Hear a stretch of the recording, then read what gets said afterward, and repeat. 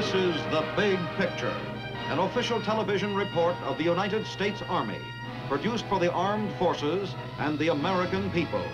Now, to show you part of the big picture, here is Master Sergeant Stuart Queen. By now, most of us have seen on television or in the newsreels the drama of the launching pad, when a long-range missile is fired into the air. An orange surge of flame, a thunderous bellow of sound.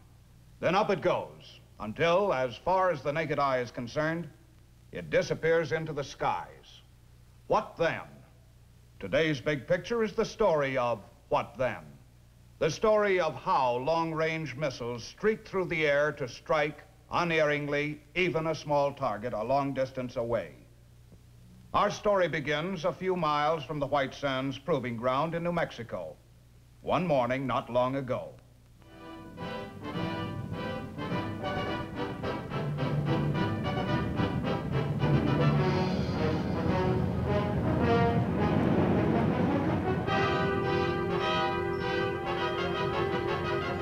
I was almost there, and well ahead of time, too.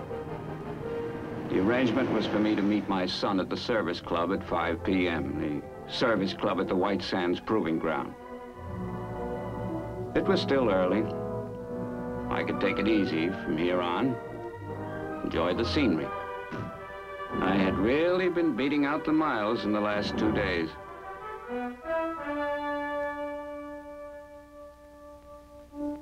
Just over on the other side of those mountains was my son, involved in missile work. For myself, I wasn't particularly interested in rockets and that sort of thing, but I had to admit that I'd been jolted not too long ago by a startling news event. Sputnik. Like it or not, we were in the space age, and I was very much interested in this country's missiles and what they could do for our defense above all things.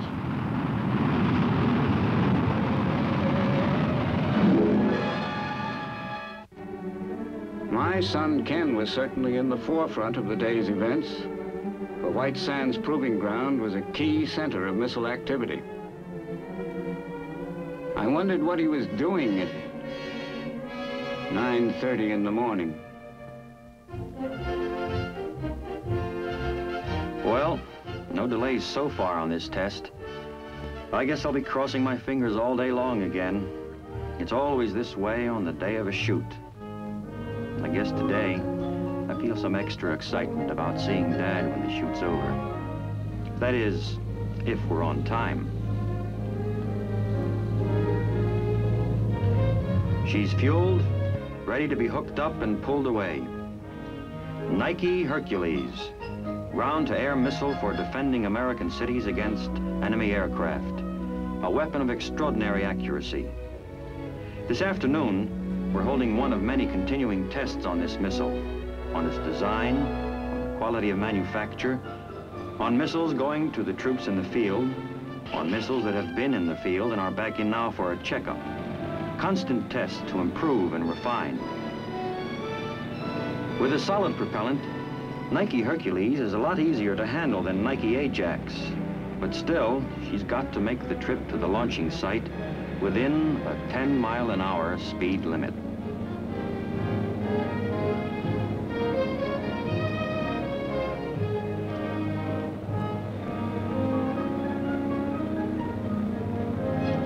Ready at the launching site was the booster, the 4 rockets that give the missile its initial powerful thrust.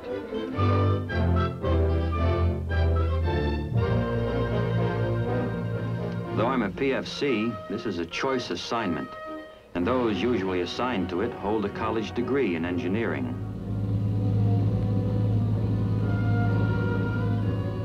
My job requires close watch over certain phases of the test. If, for example, the missile didn't arrive on time, or if something occurred to interrupt the joining of the missile to its booster, I'd be on the phone to my boss who was in charge of the test.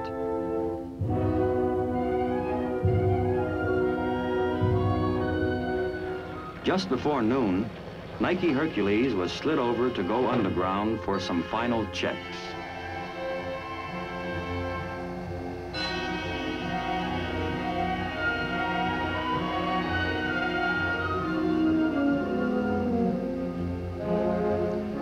missile descended, I thought of all that goes on in the background of any one firing test. Countless other tests and studies of the most exacting sort. Thinking back over what I'd seen during these past months, I felt rather fortunate in having been part of the intensive engineering and scientific activity at White Sands Proving Ground. For the past 6 months, the focus of all my work has been here in the office of the Nike Hercules project manager. Our group is one of many serving Ordnance Mission, the agency responsible for engineering evaluation of Army missiles. As a recent graduate of engineering school, I've spent almost all my Army time getting a first-hand education in many different phases of missile work. No one who's just gotten out of engineering school likes to specialize too early, so this has been a wonderful chance to gain broad experience in a field that's growing all the time. The tests being carried out here cover every imaginable aspect of the missile.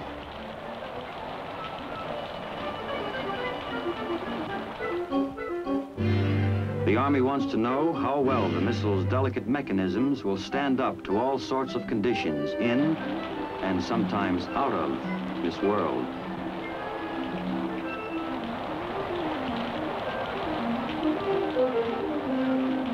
Every factor in the test is carefully controlled and taken into account later when the missile will be examined to see how much moisture has penetrated to delicate parts. Right now, another test.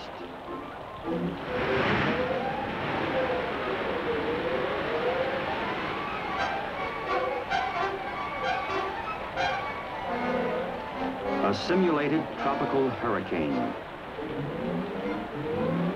The amount of blast produced by the wind machine, the amount of rainfall, these facts are measured and charted. An ordnance engineering evaluation test such as this sometimes goes on for weeks or months.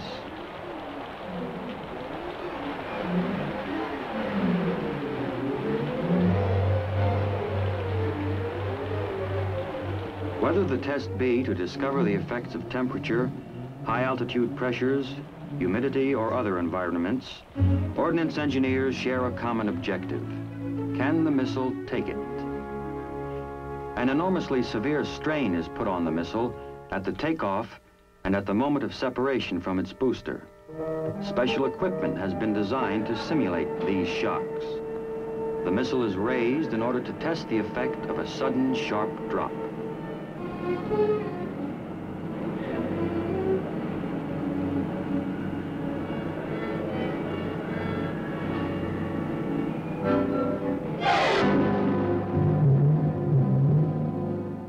The problem of what happens once a missile leaves the ground is partly answered by holding the missile firmly to Earth and studying it as it fires.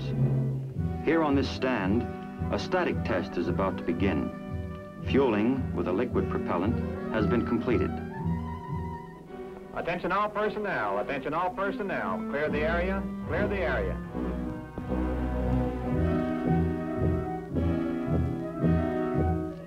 These are the last moments before flames belch from the motor, providing the missile with its tremendous thrust.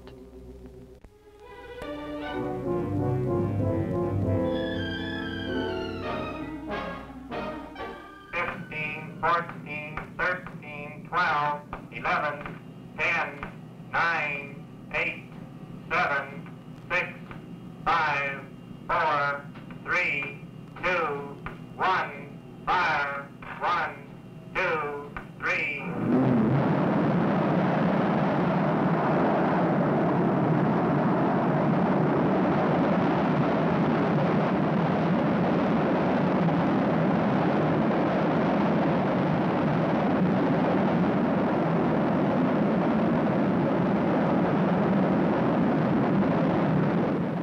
Each firing supplies a mass of information to the engineers at the instrument panels. Right here, on these recorders, is the reason for the test.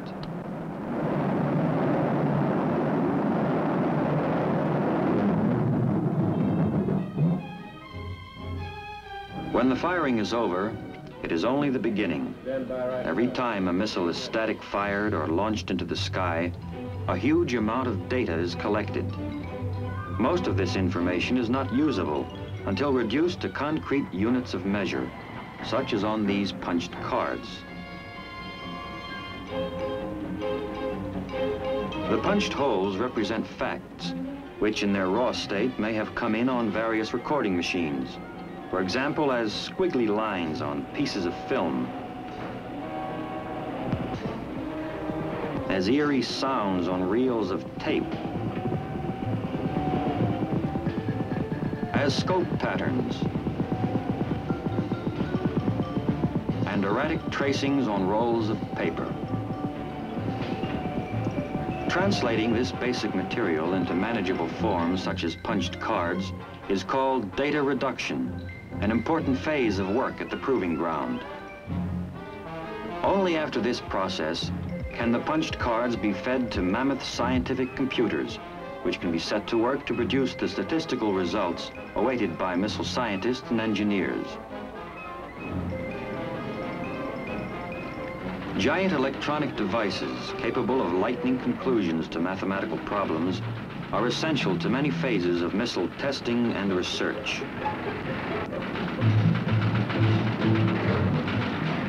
A most extraordinary area, utilizing highly complicated electronic equipment, is the Flight Simulation Lab. Computers, carefully set for a particular missile problem, will provide the answers on a plotting board.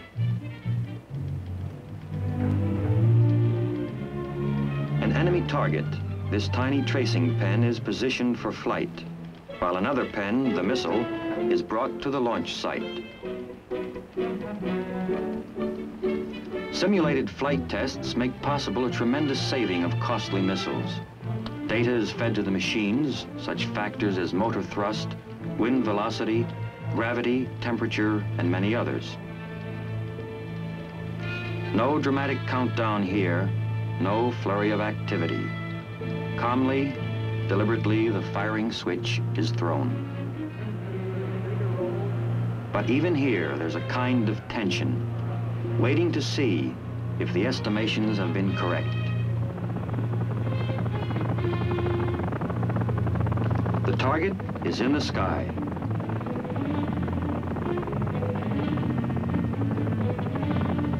The guided missile is launched to bring it down.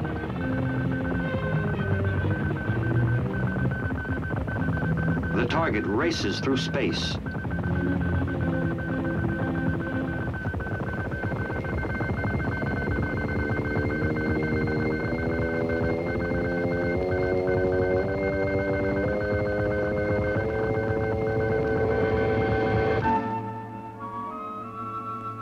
Thus, by ingenious manipulation of countless wires, tubes, and electrical currents, new facts for missile progress are revealed, day by day.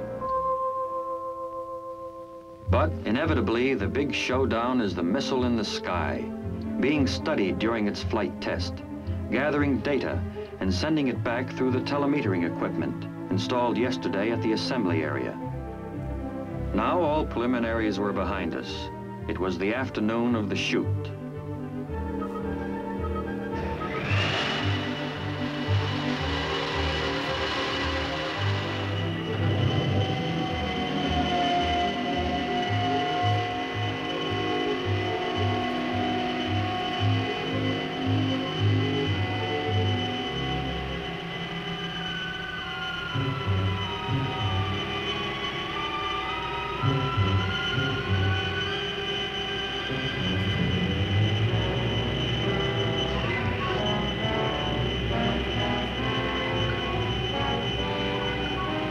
Perhaps because so much preparation has gone into the test, everyone is a bit more tense. Even my chief, the project manager, who has been through it so many times. In the nearby battery control van, the man who will push the firing switch is ready to announce the countdown. Time is now X minus 20 minutes. Clear the area of all unauthorized personnel.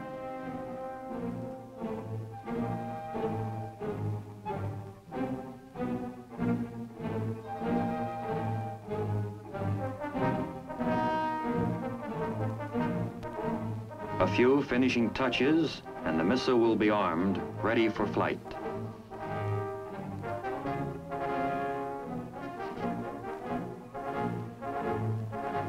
At my command, time will be X minus 5 minutes. Mark, X minus 5 minutes.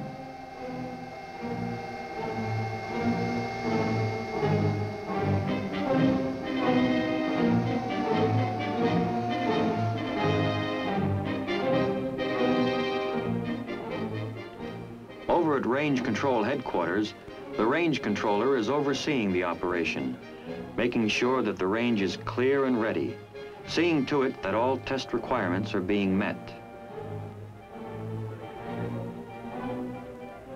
This is Range Control. Come in, Nike Hercules Project Command. Go ahead, Range Control. The range is going green. We do not expect any hold at this time.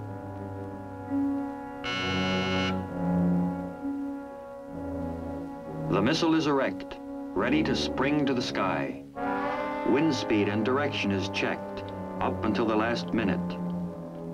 Complex instruments are checked out, set to track the missile.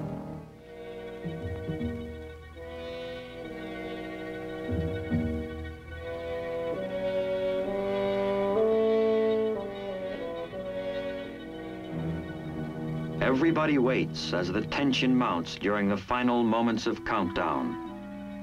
29, 28, 27, 26, 25, 24, 23, 22, 21, 20, 19, 18, 17.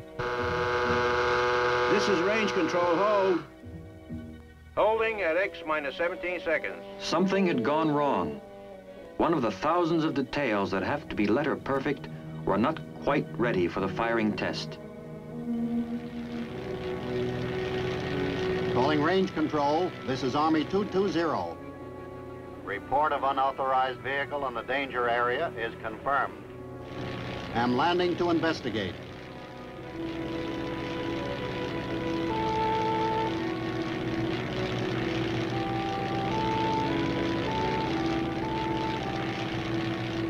Nike Hercules, this is Range Control. Request you set time back to X minus 7 minutes and hold. A vehicle must be cleared from the danger area.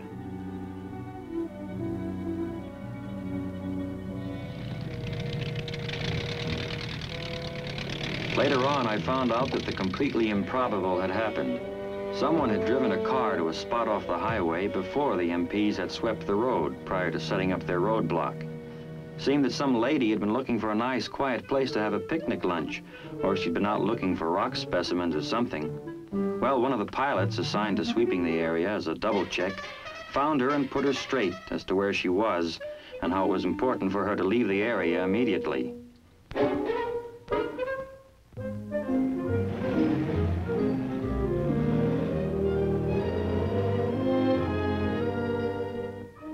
Range Control.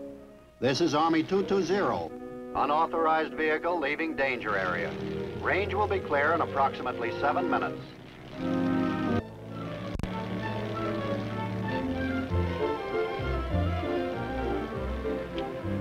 Near the entrance to the proving ground, I ran into some sort of roadblock.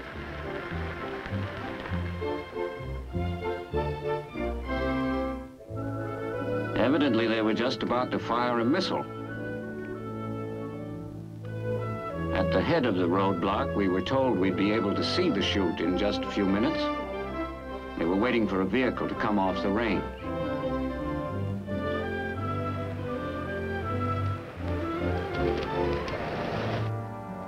Vehicle has cleared the danger area.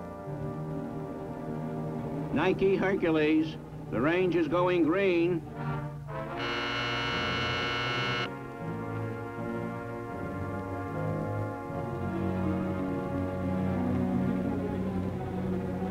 $25, 24, 23, 22, 21, 20, 19, 18, 17, 16, 15, 14, 13, 12, 11, 10, 9, 8, 7, 6, 5, 4, 3, 2, 1, fire.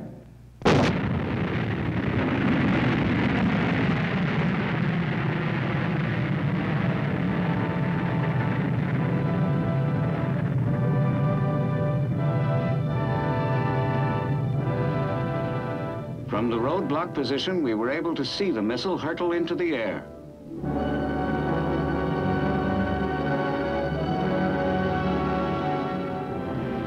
In a moment, it was out of sight, gone into a boundless sky. It was tremendously impressive.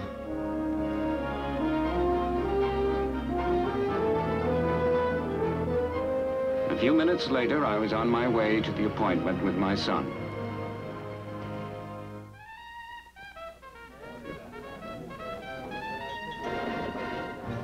It was wonderful to see Dad again. After he had filled me in on recent doings back home, we started to talk about the shoot. Shoot, extremely impressive, but I don't know, Ken, that's an awfully big sky up there.